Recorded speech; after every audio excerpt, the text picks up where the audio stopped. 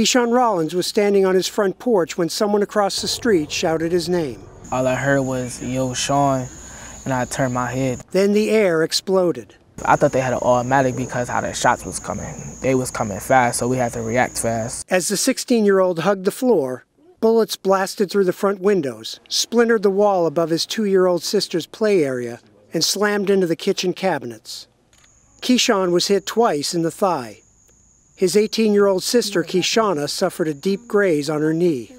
Following the attack on their Wilmington, Delaware home, the teen's parents moved them out of town. But even before his wounds had healed, Keyshawn was ready to go back.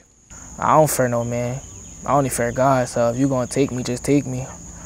That is what it is. It is what it is. That's not just bravado. In Wilmington, it's a sad reality. An analysis by the Associated Press and Gannett's USA Today network found that Delaware's largest city, population just 72,000, has by far the highest rate of teen gun violence in the country. An adolescent here is nearly twice as likely to be shot as one in Chicago. You know, they've lost hope at the age of 10 and 12 years old. It's like, why even try? I'm going to die anyway.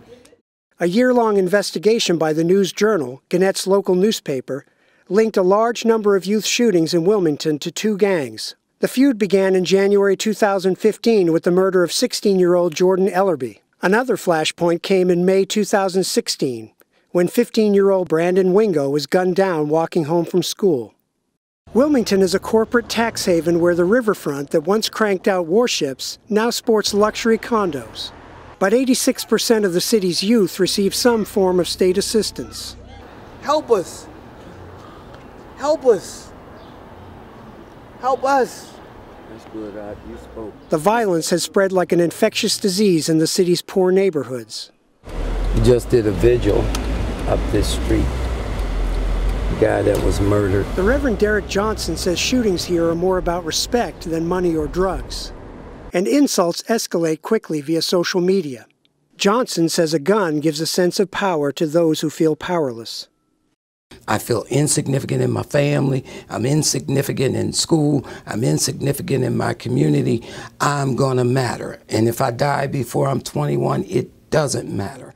New Police Chief Robert Tracy is making use of broad-based anti-gang laws and warning kids to be careful who they run with.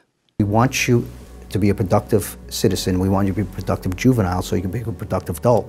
But what we want you to do is stay away from the violence, put the guns down. But in Wilmington, violence has a way of finding you, even if you're not looking for it. Anybody can be shot. Bullets don't have no name. 2 years ago, Raekwon Briscoe caught a stray round in the back. At 17, he was paralyzed from the waist down. Guns have played an outsized role in Briscoe's life.